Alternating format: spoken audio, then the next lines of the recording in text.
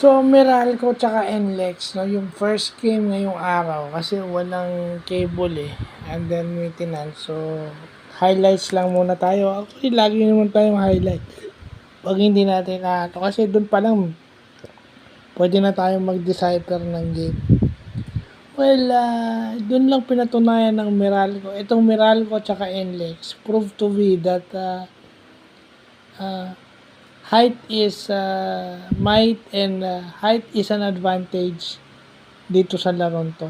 Kasi lahat ng positions may height advantage ang Meralco. Well, kung sasabihin nyo kasi nandiyan naman si Brandon Ganuelas Roser, naglalaro na siya.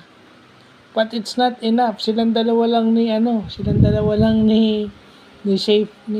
yung import nila si Schaefer, si BGR, si Mike Miranda.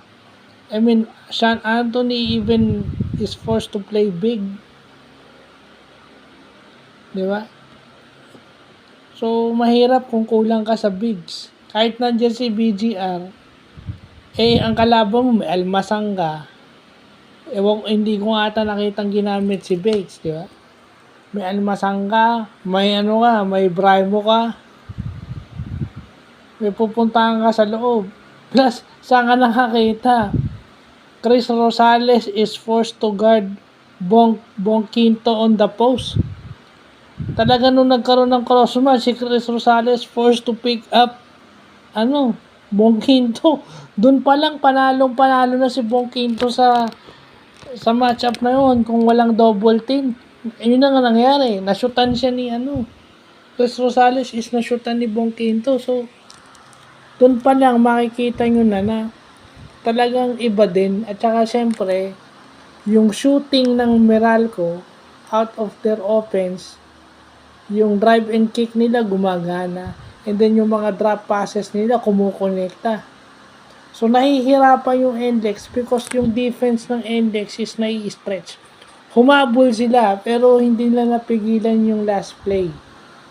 Na si Chris Banquero yung gumawa. I mean,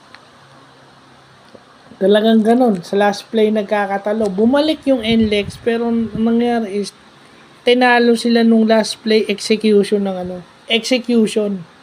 Height advantage and execution. Saan ka nakakita?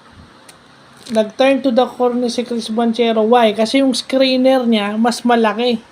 So, automatic yung pag naipit sa screen yung depensa niya, automatic wala nang help. Floater.